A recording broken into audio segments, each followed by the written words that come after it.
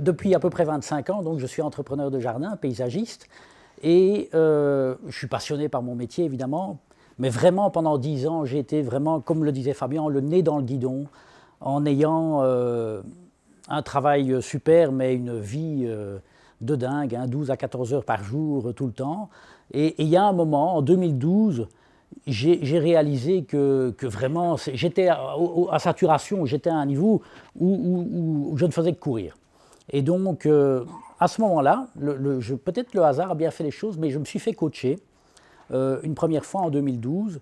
Et rapidement, sur une année, ce coaching m'a permis de faire un bond, de faire passer l'entreprise à un cap. On est passé d'un chiffre d'affaires de 500 000 euros à 800 000 euros, ce qui déjà était sympa. Et puis le bénéfice avait commencé à aussi se marquer.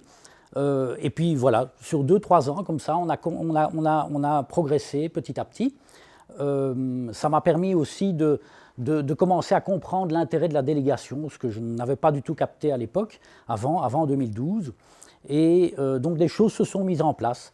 Et puis, de nouveau, je dirais que l'entreprise avait atteint un plafond, un niveau que je ne savais plus passer, et surtout, la délégation n'était pas suffisamment optimisée, et je dirais, de nouveau, j'étais à un statu quo.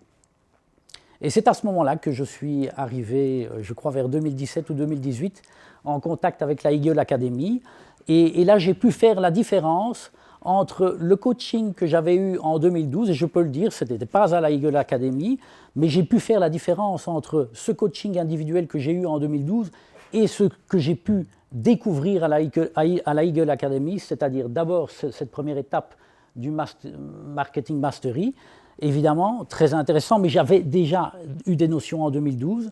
Mais par contre, ce qui est vraiment encore très puissant à la Eagle Academy, c'est toute la succession possible de formations qui nous permettent d'être vraiment épaulés pour toutes les étapes d'évolution de l'entreprise.